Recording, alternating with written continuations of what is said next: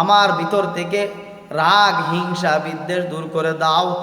আর এই ইদ্দানের উসিলায়, এই সদকার উসিলায় ওই কঠিন মুসিবতের সময় আমার হিসাবটা সহজ করে দিও। আর সকল সর্বদা এই দোয়াটা আল্লাহর কাছে করবেন। সন্ধ্যায় 7 বার, ফজরের পরে 7 বার এই দোয়াটা পড়বেন। আর বেশি বেশি আস্তাগফার পড়বেন। দোয়াটা হলো আল্লাহুম্মা ইহফাযনা মিন কুল্লি বালাইদ দুনিয়া ওয়া আযাবিল আখিরাহ। আল্লাহ দুনিয়ার বালা মুসিবত থেকে আমাকে হেফাজত করো, আখিরাতের বালা মুসিবত থেকে আমাকে হেফাজত করো। আর আল্লাহর কাছে দোয়া করবেন, আল্লাহুম্মা হাসিবনি হিসাবান ইয়াসিরা। আল্লাহ তুমি আমার হিসাবটা সহজ করে দিও।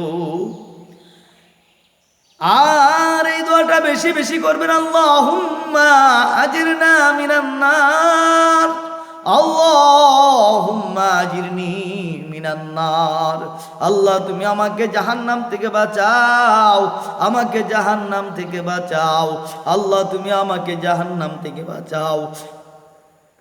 এই দোয়াটা বেশি বেশি করবেন ফজর এবং মাগরিবের পরে।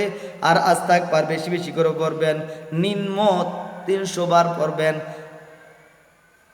পুরা আস্তাগফার পড়া লাগবে না, আস্তাগফিরুল্লাহ আস্তাগফিরুল্লাহ আস্তাগফিরুল্লাহ এটা পড়তে পড়তে যখন 100 বার পূরণ হবে তখন হবে আস্তাগফিরুল্লাহ রাব্বি মিন কুল্লি যামবি ওয়া আতুবু ইলাইহি লা হাওলা ওয়ালা কুওয়াতা ইল্লা বিল্লাহিল আলিয়্যিল আযীম।